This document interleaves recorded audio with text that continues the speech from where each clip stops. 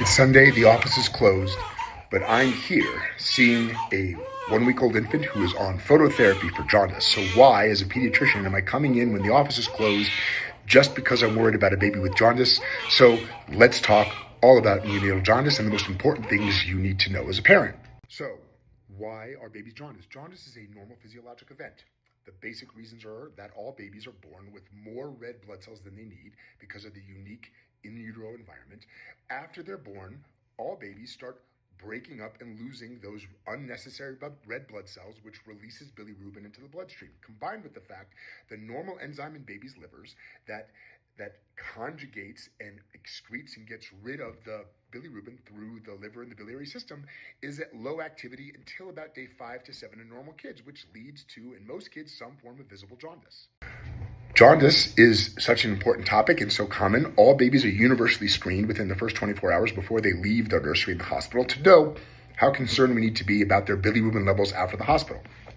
Most babies, to manage the bilirubin, either need nothing or just being fed and hydrated more, or sometimes some babies need phototherapy.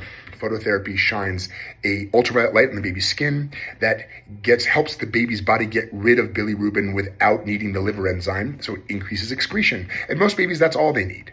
However, some babies are at higher risk for more severe jaundice. The ones we're more concerned about are the ones that have signs of what we call hemolytic disease. There's either Rh or blood group ABO incompatibility between the infant and the mother. Antibodies crossed from the mother through the placenta to the baby. Those antibodies break up the baby's red blood cells in the baby's system, which increase the amount of bilirubin. Other risk factors: prematurity, kids under 39 weeks, neonatal infection, birth trauma like a big cephalohematoma, and genetic factors. Hyperbilirubinemia simply runs in some families because they have lower enzyme activity in the liver. Why are we worried? What's the concern?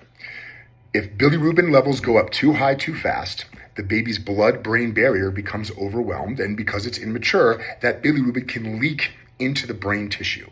That can cause irreversible lifelong neurologic damage to the baby: cerebral palsy, gaze disturbance, hearing loss, and even death.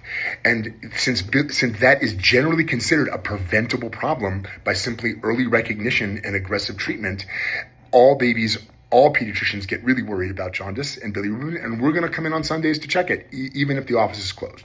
I hope this helped.